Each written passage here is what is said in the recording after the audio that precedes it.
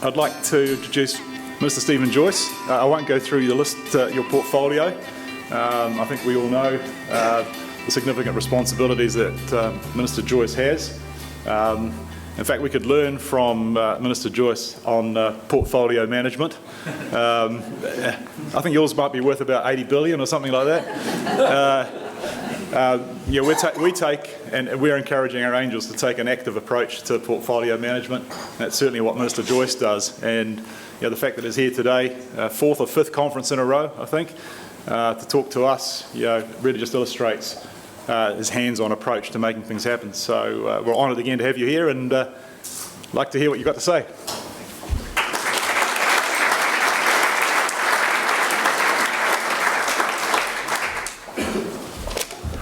Well, kia ora everyone, good morning. What a stunning day in Hawke's Bay. It's wonderful to see you all. You're looking very, very bright and bushy-tailed, which is fantastic. And you've grown, not individually of course, but as a group. Each year it seems to get bigger, and there's not really standing room at this point, is it? It's fantastic to see, and it's good that you're all looking this way, because I have to say it looks pretty good out that way, so my test of my speech will be how many of you are still looking this way at the end of it, so I'll give it the best shot. Can I acknowledge Marcel and also Suze Reynolds, who does a great job, of course. Can I welcome international guests, and listening to Marcel, there's probably more than I've got on my list here, so if you're not expressly welcomed on my list, then you're welcomed anyway. So Ross Finley from Canada, one of the founders of Angel Investment in Canada, Brian Cohen, Chair of New York Angels, Joshua Siegel, Rubicon Partners in New York, and Bridget Baumann from Switzerland, and also all the other guests. Welcome to New Zealand. It's wonderful to have you here. It's like this most days. Weather this is pretty much it. All the way through, from now until about June next year. So, which is weird because it's quite green, and you'd be wondering how does it get to be green if it's always like this? And the answer is we're very good at the overnight rain. Okay, as you saw last night, actually, to be fair, that's exactly what we had. Flew in, it was raining, clears overnight, and it's all set the next day. But it is great to have you here because it is important, I think, for the New Zealand angel sector and for New Zealand's innovation companies generally to be attracting international capital. And I'm going to spend a couple of minutes on that shortly. It is really important. So it's fantastic to have your interest. I was in the US earlier this year.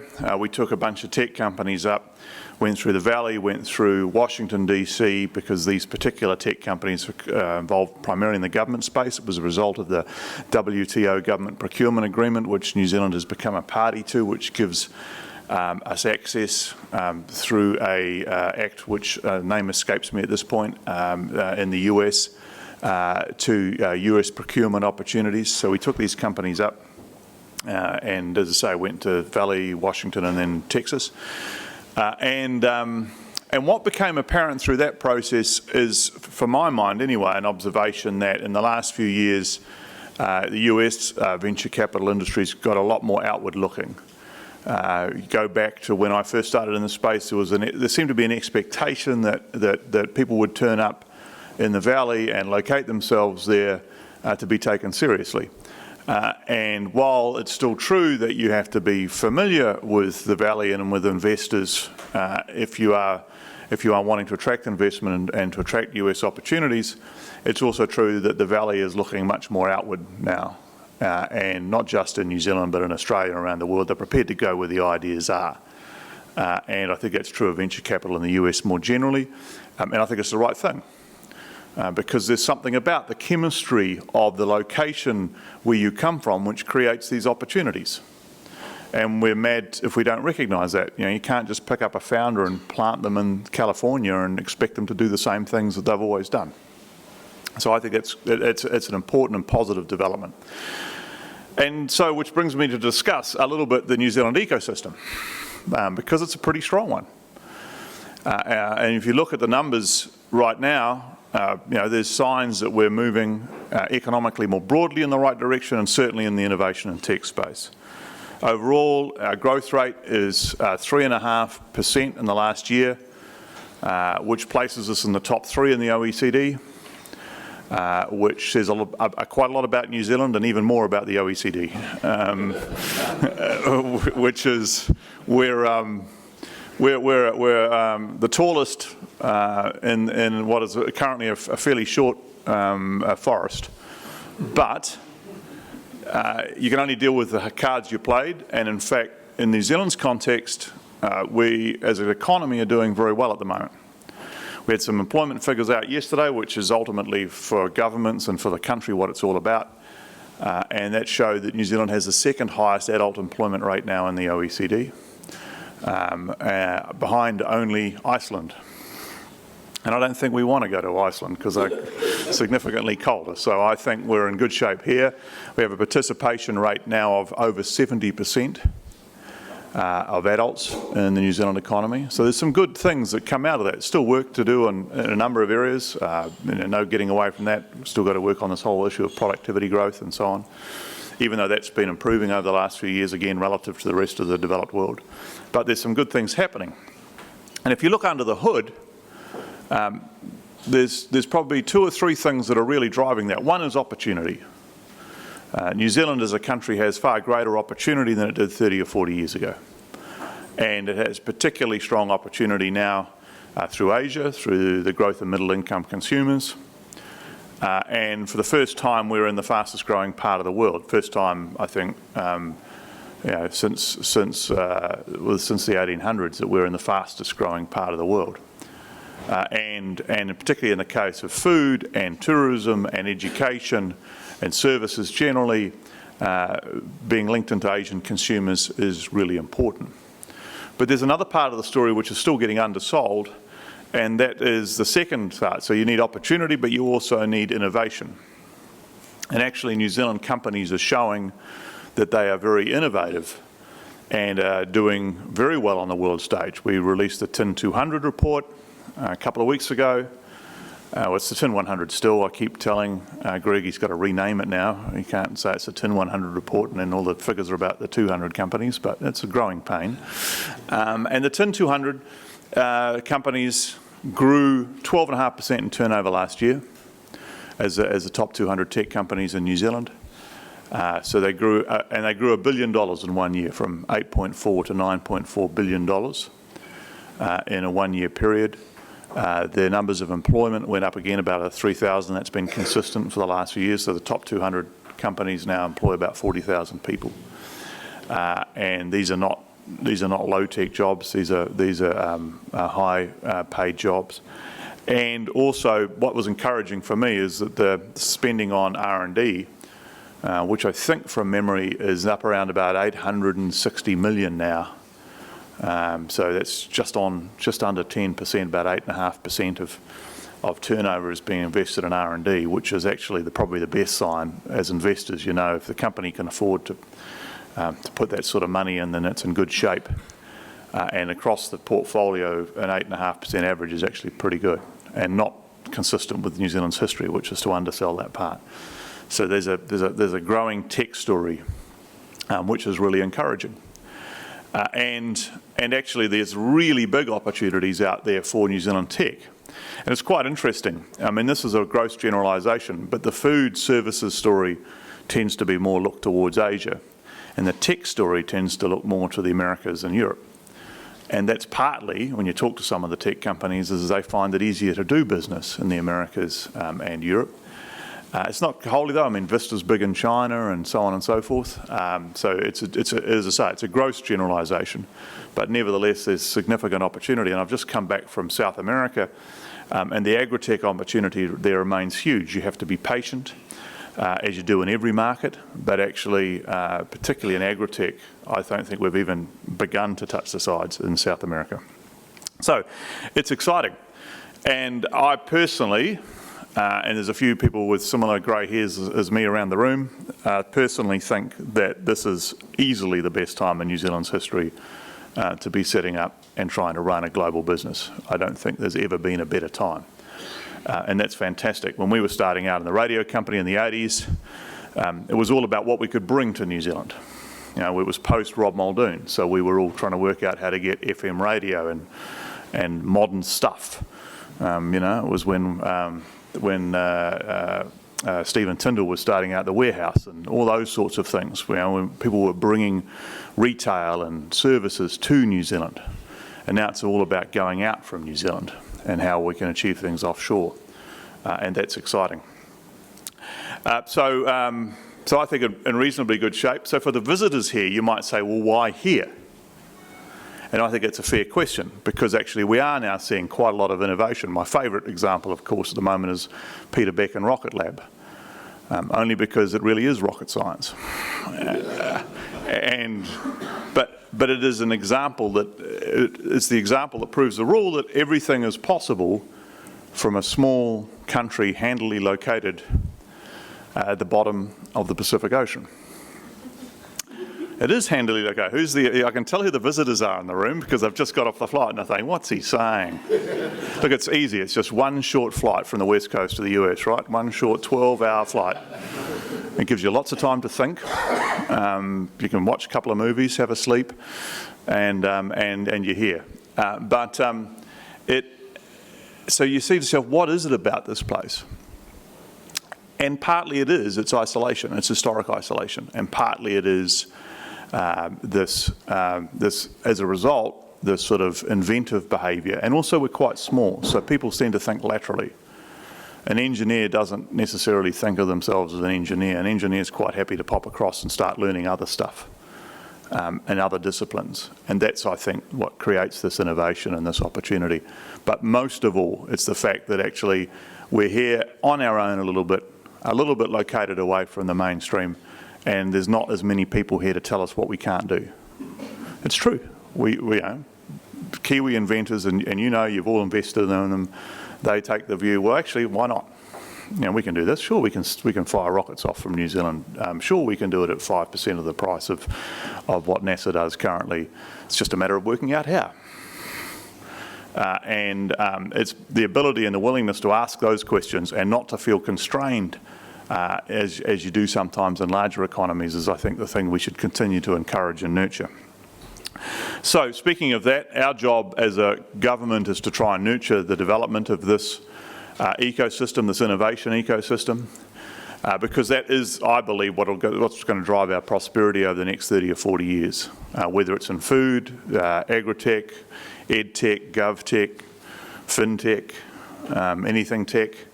All of those things are going to be driven by the innovation and the quality of the innovation that turns up, plus the capital that we add to it.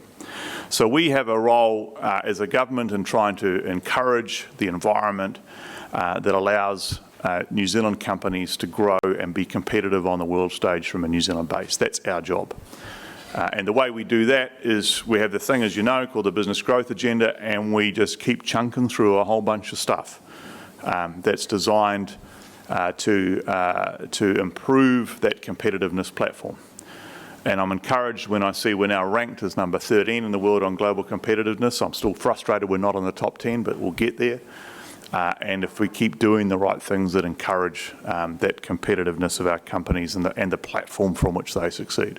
So 2 particular things to focus on: the innovation story, the BGA innovation space, initiatives like Callaghan Innovation, the new tech incubators, the existing founder incubators, the accelerator program, which I think is quite exciting. We launched the FinTech Accelerator in Wellington earlier this week. We've got the Sprout Accelerator, which has already been had a shout out today, and the other accelerators around the place. I think they have a key role in nurturing that opportunity. I think there's a lot more we can do in what I would call the GovTech space. And we've had a couple of what we call Result 9 accelerators now. Slightly weird name, but it's linked to the Better Public Service results. It's a long story. Just call them the Result 9 accelerators. And they're all about bringing government agencies and private entrepreneurs into a room to solve problems that are about accessing services from government and not letting the government agencies drive it, but requiring them to open up their data to be able to allow people to innovate and activate it. So there's those areas. The skills space, the ICT grad schools, which are now underway, we've got a shortage of ICT graduates. Even though the number's growing, it just can't grow fast enough. Engineering graduate growth is really important. The new technology curriculum that we're putting in the schools, the first significant change in the curriculum since it was introduced. And then, of course, in the immigration space, the global impact visas, some potential changes to the investor-migrant category to encourage more active investment, and those things there. And then, of course, you've got the investment space, where it's already been talked about, peer-to-peer lending and crowdfunding, I think, are both important initiatives. Some of the ability, for example, on the next platform of NZX to have lower compliance costs for smaller issues. I think that's important. And a bunch of other stuff, which is all about investment attraction into New Zealand. So I come to my point that I started to make at the start about international capital. I think that's really important. And the reason I think that is not because it's better capital than local capital, but actually what's more important is what I would call informed capital. Capital that understands some of these startups and understands their business models from wherever it may come. So it can come from Hawke's Bay, from Auckland, from London, or from the Valley, or from Singapore. But what's really important is we match the right investors with the right companies. And the penny sort of dropped for me when I was having a discussion with a New Zealand entrepreneur in a specialist company, and they were telling me their story, and their story had been that they were almost sort of going belly up until they met their latest investor. And the reason for that was because the previous investors didn't really know the business plan, the business model. They were quite conservative, naturally enough, because you're like, oh, well, you know, is this really going to happen or not? And so they were actually disappearing before this particular person's eyes because they didn't have the confidence in the business plan. And then he brought in this other investor who knew the business, who got it, who understood what was going on, and they were just more confident to double down and back the business plan. So that's why it's so important, I reckon, to get the right investors. And you guys as angels coming in have a role to play in that, in securing that second and third round. I think we've got to be careful that we don't make it all about you know, New Zealand investors, NZVIF and so on. They're important, but what's really important is to get the informed capital for this company. And so one of the things that I've got the Investment Attraction Task Force thinking about is how do we ensure that we bring in the people who will be the right fit for whatever company that we're talking about. And how do we do that? How do we reduce the friction in terms of achieving that? And I think that's something that we should spend a little bit of time on. I want to finish by congratulating you on your involvement in the success story, which is the New Zealand tech sector, the emerging success story. Angel investment has always struck me as part investment, part wishful thinking, part hopeless optimism, and part cold, hard sort of analysis. You can't be an angel investor and not have a certain amount of altruism in your approach to life. And I think you should be acknowledged for that, because most of you have done some things in your own businesses and your own company, and part of being an angel investor is about giving back and nurturing the next ones coming through. And I think you've got to be acknowledged for that. Most New Zealanders wouldn't understand what you do, but as somebody who's been a bit involved in the commercial sector, I do understand. Some days I'm sure it's a thankless task, and then other days you think it's wonderful. Look at this company literally growing before my eyes, and the opportunities it's bringing for the founders and for the investors and for the staff. So let me finish there. Thank you very, very much for having me here this morning. Enjoy your days here, and I hope the conference is a huge success. Cheers. It is Minister Joyce's 5th consecutive Angel Conference. So a round of applause for that. That's a great effort. I think that's 5 invoices we haven't yet had paid yet. Is that? We're not allowed to send those. Great point about being down here and not having many people say what you can't do. Just so you're aware, this year we have Brian from New York who will absolutely say all the things that we can't do. So brace for that. We've made leaps and bounds of progress since 5 years ago. Emerging networks, hundreds of investments at this point. Snowball and the crowdfunding group come out. So my first question is, so you were involved in 2011. I was just before that. Is it just us two, or is there more to it? No, just kidding. Yeah. No. But serious note, in terms of support in the government approach, is it tick the box and say we've done this and it's going well, or is it invest in strengthening your strengths? I think it's a couple of things. It is invest in strengthening the strengths, but it's also constantly testing which parts are working and which parts need to change to work more. I think you just got to keep doing that. I mean, you'll all be aware that, for example, Richard Delabark has come into NZVIF and he's got new ideas and is challenging some of the thinking, and I think that's good, because actually you should do that right across the spectrum, and certainly from the government end, because there is a bit of a tendency to think, okay, well, that's going all right, let's forget it. I think you do have to keep testing it. You have to work out, constantly head check yourself whether you're actually helping or you're getting in the way, and that again is not easy sometimes for officials to sort of work out. So it's important that we keep getting the input from you folk. Great to see the inland revenue people here today. That's good. Where are you, by the way? Oh, they haven't arrived yet. They're driving up from Wellington in the inland revenue Mazda. It's good. I like that. They should be here by lunchtime. So we do have time for a few questions. Anybody from... Oh, Deborah. Minister, I'm interested in your comments on the immigration settings. I know there's been some anxiety in the tech community about the change to the point system. Change to the point system, disadvantaging some of the potential development resource we still need to bring in. Given the employment figures are showing we're so well employed here, do you see kind of a public sentiment softening towards loosening up some of those immigration settings that have recently been tightened? Yeah, well, a couple of things. Firstly, I don't think they're going to make a massive difference, and if they did, then they're not meeting our intention. It is truly designed to be a tweak at the margin. So if we discovered that there was a wholesale change occurring as a result of that, then we would look at them again fairly quickly. What we're trying to do is just make sure.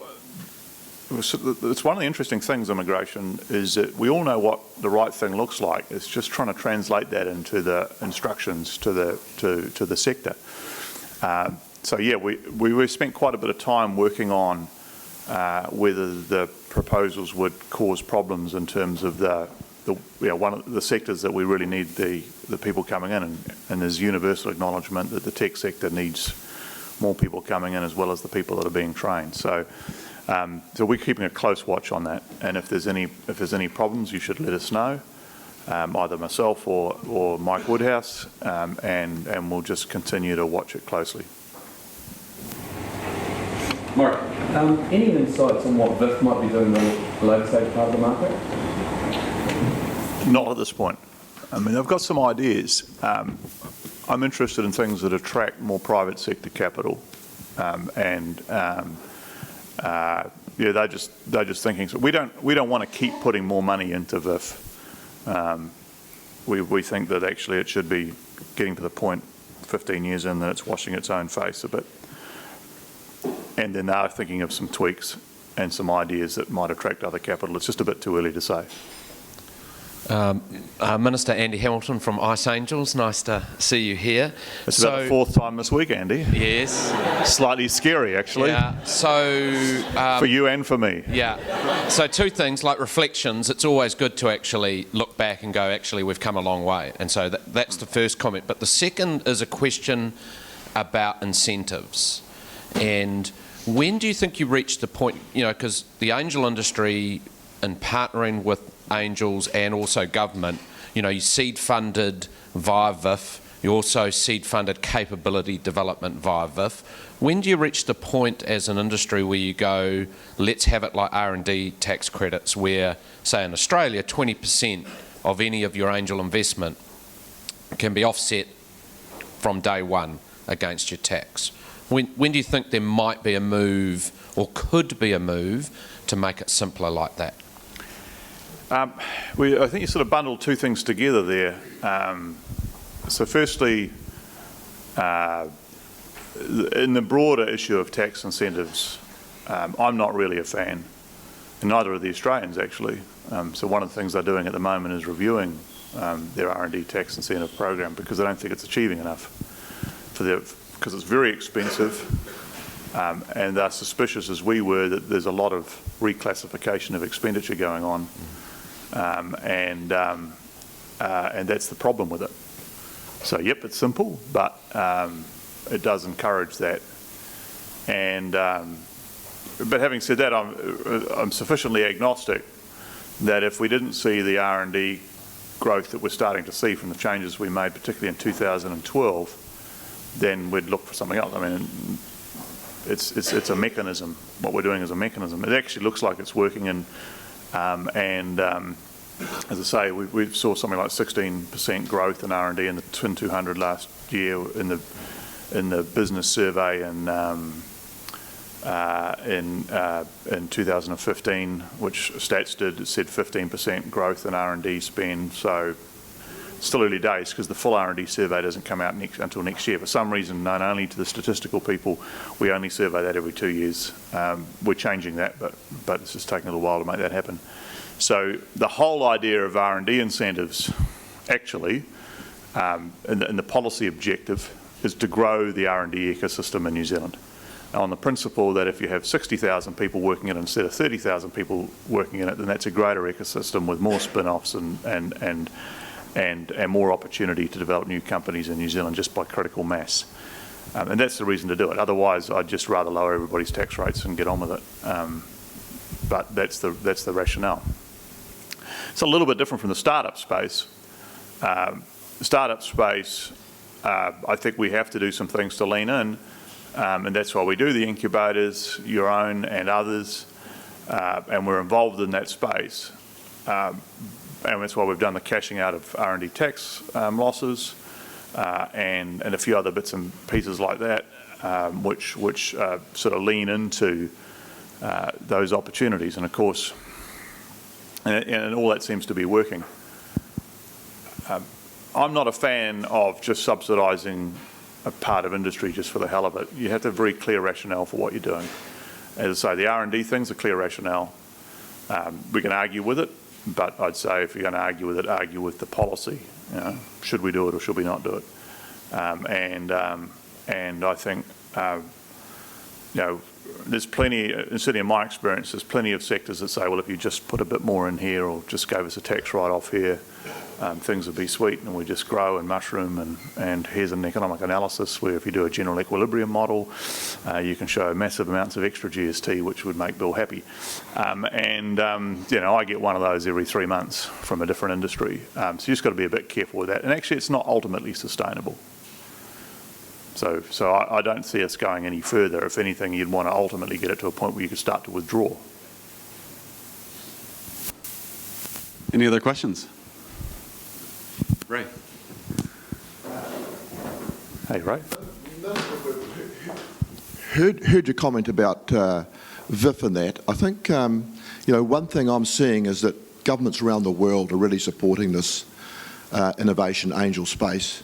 We went to Israel and the government there is really giving huge incentives across the board for this space.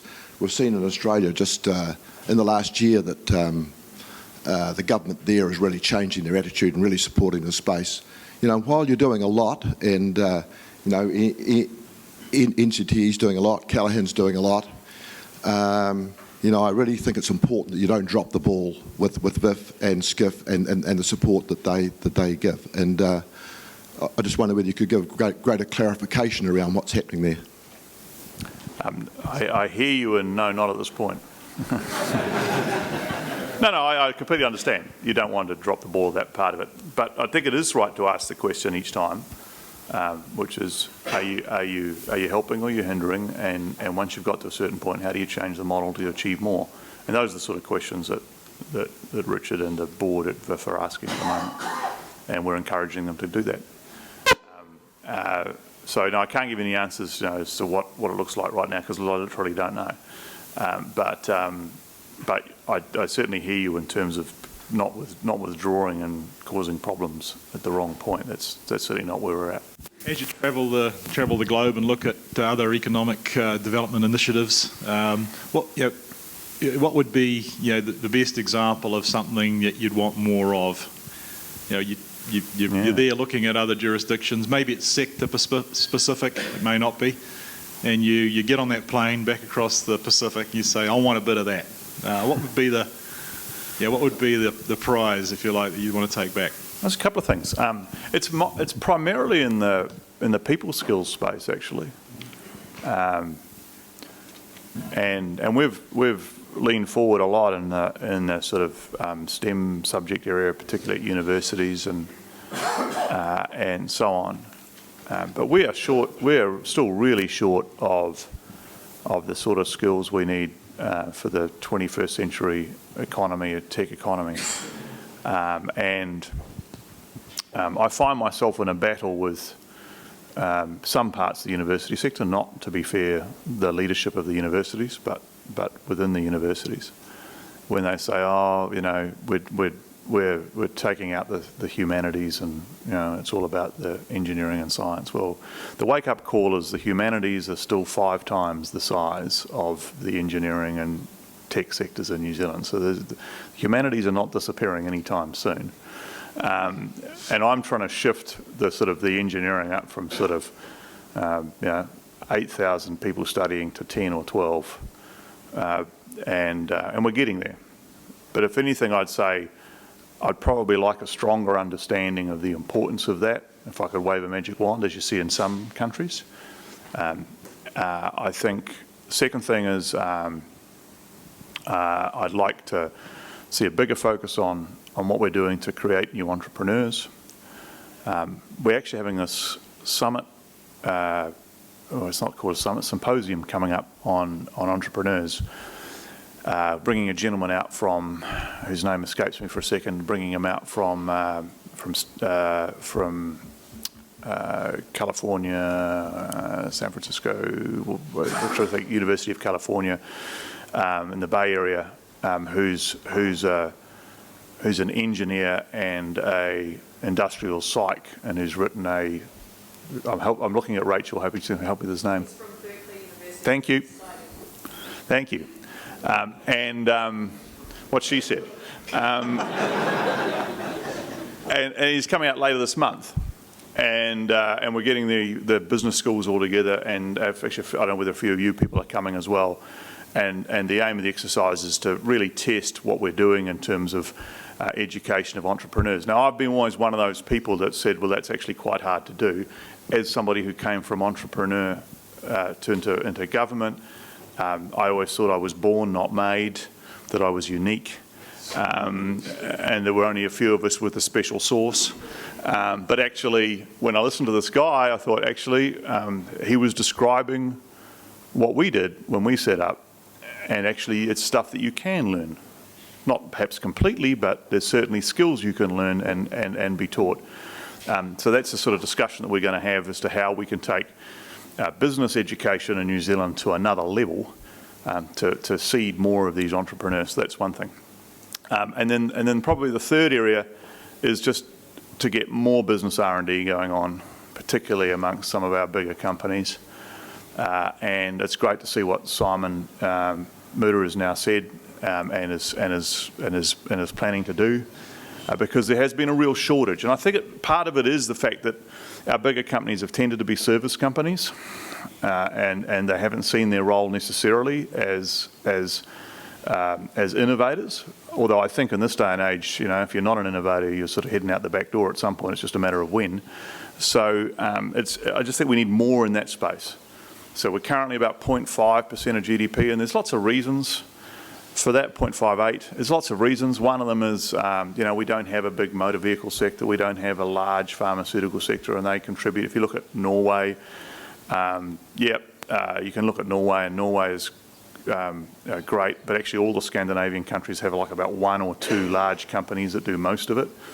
And yes, you can look at Israel, but they have a very big defence technology sector, which is crucial for their survival, and they invest hugely in that. So there's idiosyncrasies about all of those that have really large percentages, but it doesn't get away from the fact that in New Zealand it's still quite small. And yet we're growing off a low base, but we've got, we need to get 10 years of growth over the next 5 years. So those would be my 3 things. But on the other side, I would say I was sitting at the APEC Finance Ministers Conference on behalf of Bill only 2 or 3 weekends ago, and looking at all the finance ministers in the APEC region around the world, and they all were driven off commodities. And not even the sort of commodities that have been good for New Zealand, most of the minerals and stuff. And they're all sitting there around this room, and there's China over there, and they're all hoping the Chinese guy will say that they're going to start spending on minerals again. And that's the definition of how successful they're going to be over the next 10 years. And now they all know they have to move from that, and most of them don't have any idea. So I felt a bit better about us, because we just didn't have all those minerals, so we just sort of had to move a little earlier. Minister Joyce, thanks very much for coming. Great to have you here. Thanks very much.